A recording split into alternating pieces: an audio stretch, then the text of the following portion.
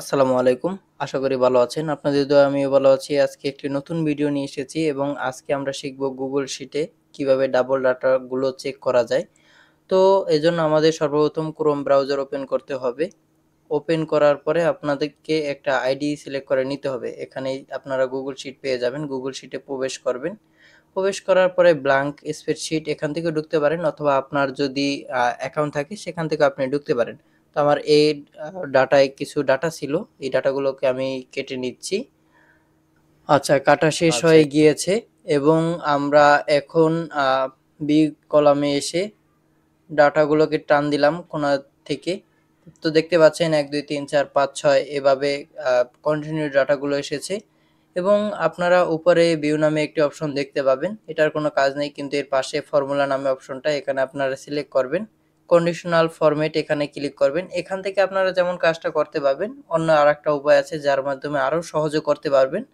সেটা হচ্ছে বি কলামটা আগে সিলেক্ট করে নেবেন, কালার অপশন, কন্ডিশনাল ফরম্যাট, এখান থেকে আপনারা সুন্দরভাবে কাজটা করতে পারবেন। তো আমরা এখানে এসে কাস্টমার ফর্মুলা ইজ এইটা সিলেক্ট করে দিব এবং এখান থেকে ভ্যালু অফ ফর্মুলা, এখান থেকে ফর্মুলা বসাতে হবে। তো ফর্মুলা বসানোর আগে সর্বপ্রথম ইকুয়াল দিয়ে নিতে হবে এবং আমি যে লেখাটা লিখেছি হুবহু এই লেখাটা লিখে দিবেন, COUNTIF, তারপর একটা ব্র্যাকেট দিবেন। তারপর হচ্ছে বি ঘর, যেহেতু বি কলাম, আপনারা বি ইজ টু বি দিবেন, কিন্তু এটা সবসময় বড় হাতের দেওয়ার চেষ্টা করবেন। তারপরে একটি কমা দিয়ে দিবেন।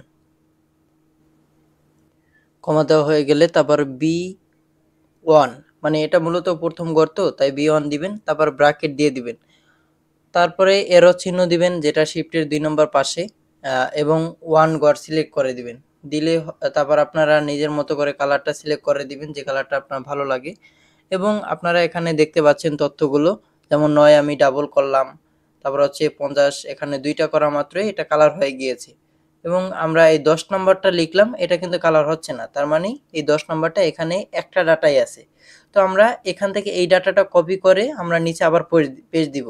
তো দেখতেই পাচ্ছেন এই ডাটাটা কিন্তু আবারও কালার হয়ে গিয়েছে, কারণ এখানে যতগুলো ডাবল ডাটাই থাকবে সবগুলো কালার হয়ে যাবে।